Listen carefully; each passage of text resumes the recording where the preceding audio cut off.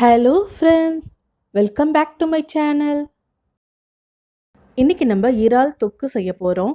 வீடியோவை ஸ்கிப் பண்ணாமல் பாருங்கள். இப்போ எப்படி செய்யுதுன்னு பார்க்கலாம். முதல்ல அடுப்பில் ஒரு கடாய் வச்சு சூடு பண்ணிக்கலாம். கடாய் சூடானதும் 2 டேபிள் ஸ்பூன் எண்ணெய் சேர்த்துக்கலாம்.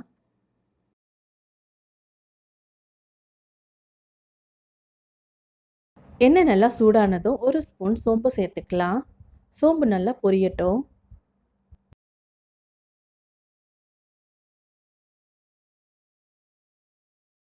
சோம்பு பொரிஞ்சதும் கொஞ்சம் கருவேப்பிலை சேர்த்துக்கலாம். 10 பல்லு பூண்டு உரித்து வச்சுருக்கேன், அதையும் சேர்த்துக்கலாம். இப்போ பொடியாக நறுக்கி வச்ச ஒரு வெங்காயம் சேர்த்துக்கலாம். வெங்காயம் நல்லா பொன்னிறம் ஆகிற வரைக்கும் நல்லா வதக்கி விட்டுருங்க.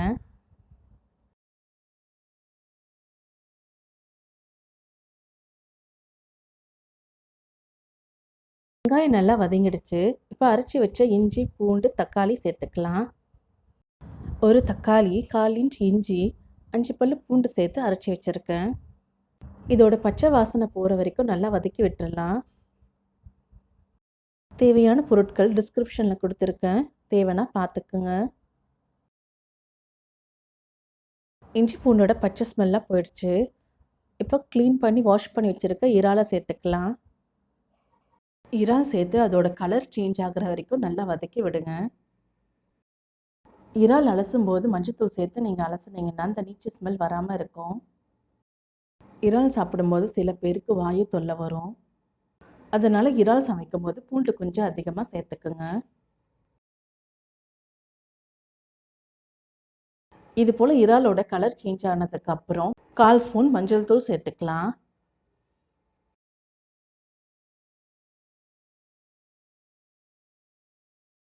1/2 டேபிள் ஸ்பூன் மிளகாய்த்தூள் சேர்த்துக்கலாம்.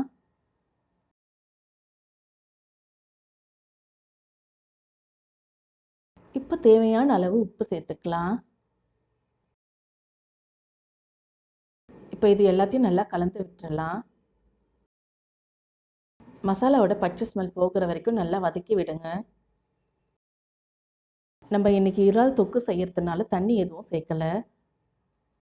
இது போல் 2 நிமிஷம் நல்லா வதக்கிக்கிட்டே இருங்க. இப்போ பாருங்கள், தொக்குலேருந்து எண்ணெய் நல்லா பிரிஞ்சு வந்திருக்கு. இந்த ஸ்டேஜில் ஸ்டவ் ஆஃப் பண்ணிவிடுங்க. இப்போ கொத்தமல்லி சேர்த்து கார்னிஷ் பண்ணிவிடுங்க. இறால் 5 நிமிஷத்துக்குள்ளேயே குக் ஆகிடும். நீங்கள் அதிக நேரம் குக் பண்ணிங்கன்னா ரப்பர் மாதிரி ஆகிடும். அப்போ சாப்பிட நல்லா இருக்காது. இப்போ சுவையான இறால் கிரேவி ரெடி ஆயிடுச்சு. இது இட்லி, தோசை, சப்பாத்தி, ரைஸோடு சாப்பிடுங்க, ரொம்ப டேஸ்ட்டாக இருக்கும். இந்த ரெசிபி உங்களுக்கு பிடிச்சிருந்தா லைக் பண்ணுங்கள், ஷேர் பண்ணுங்கள், கமெண்ட் பண்ணுங்கள். இன்னும் என்ன மாதிரியான வீடியோஸ் வேணும்னு சஜஸ்ட் பண்ணுங்கள். என்னோட சேனலை முதல் முறையாக பார்க்குறீங்கன்னா சப்ஸ்கிரைப் பண்ணுங்கள், பக்கத்தில் இருக்க பெல் ஐக்கானை கிளிக் பண்ணுங்கள். அப்போ தான் நான் போடுற புது வீடியோவோட நோட்டிஃபிகேஷன்ஸ் உங்களுக்கு வரும். தேங்க்ஸ் ஃபார் வாட்சிங்.